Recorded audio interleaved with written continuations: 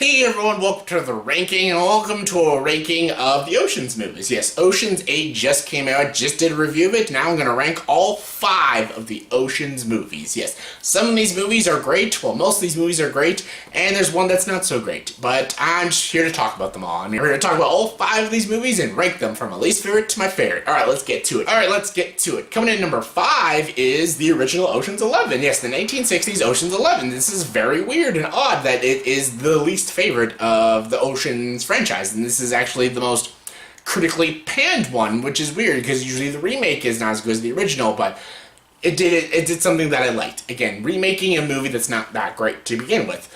I don't think the original Ocean's 11 is very good. I think it's clunky, it's a mess, it's not very funny, it's a bit convoluted. Yes, it has like a Dean Martin and Frank Sinatra all in it, but I don't think the movie works as a whole, and it's very problematic, and I think the remake fixed all the problems that this film had. And yeah, I know a lot of people bash like Ocean's 12 and stuff, but I think this is easily the weakest Ocean's film out of all 5 of them. Coming in number 4 is Ocean's 12. Ocean's 12 is everyone's least favorite, which is understandable. I think it's a good movie. I think it's fine, I think it's enjoyable, I think it's funny, and it's got good performances. Like, I think George Clooney, Brad Pitt, Matt Damon, Julia Roberts, they're all good in the film. I love seeing this team back. Because Ocean's 11 is about a plan going properly. This is a film, this story is about a plan going horribly wrong. Everything goes wrong in this film stuff. And I think it does work still as a sequel and as a film itself. It still is flawed. It has stupid cameos, very painful cameos, like with the Julia Roberts. Again, that was really stupid. And there's things that just don't make sense. It's a bit convoluted. But I still think it does work, and I still enjoy Ocean's 12. I know a lot of people hate it, but I myself enjoy it. Coming in number 3 is Ocean's 13. Yes, this is very weird, because a lot of people would think, oh, it's Ocean's 8. But no, Ocean's 13. Ocean's 13 is a good film. It's a very good film with a good sequel. I love how they wrapped up Minus' story and stuff with his father and stuff. I love that Al Pacino's in the movie. I love they go back to a casino, and Andy Garcia's in it. It connects really well with Ocean's 11. Again, the heist scenes, the crime scenes are all really good. It's really well executed. Soderbergh's direction is very spot on.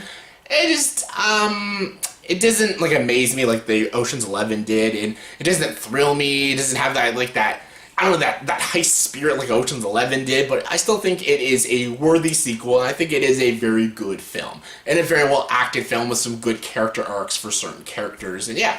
Ocean's 13. It's a good movie, it's better than 12. Coming in number 2 is Ocean's 8. Ocean's 8, I just did a review of this movie, and it's good. It's a really good movie. It's a very good sequel. Has a great all-star female cast, and they all do a very good job in this film. Anne Hathaway's the standout in this film. I love Sandra Bullock and Cate Blanchett. It's got good, smooth transitions and editing, a very homage of Ocean's 11. And it's entertaining, it's funny, it's a good feel-good summer blockbuster that it does work.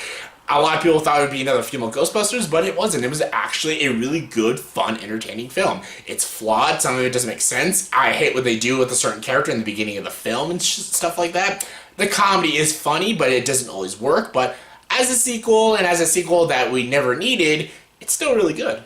And my number 1 favorite Oceans movie is obviously Ocean's 11. Ocean's 11 was a great sequel. It's a sequel that I didn't know was a sequel. Like, when I first watched it, I was pretty young. Loved it. Then I found out there was an original. I watched the original, didn't like the original. I'm like, wow, the remake is great. Then I watched the original years later because I thought, oh, I'm just a kid, I don't know any better. But then, yeah, I found out the original isn't good. This remake is a fantastic remake and a great movie. Steven Soderbergh did a fantastic job directing this film. It's about Danny Ocean getting out of prison. He wants to pull off an ultimate casino heist and stuff, but also get his girlfriend back. It's a heist within a heist, which is what Ocean's 8 sort of does. But instead of getting someone back, in the new one, it's about taking someone down and framing someone, but whatever. Ocean's 11 is really good. It has a great cast, like Clooney, Brad Pitt, Matt Damon, Julia Roberts, Andy Garcia, Don Cheadle, Elliot Gould, Casey Affleck, a lot of great all-star Bernie Mac. All of them are fantastic in this film. It's a well-directed film with great twists and turns and how they lay out and how they plan this heist. It's just a perfect heist. And I love how it was written, I love how it was directed. It's funny, it's edgy, it's thrilling, and it's just an all-around entertaining film, and one of my favorite Soderbergh films, and easily the best out of the Oceans franchise.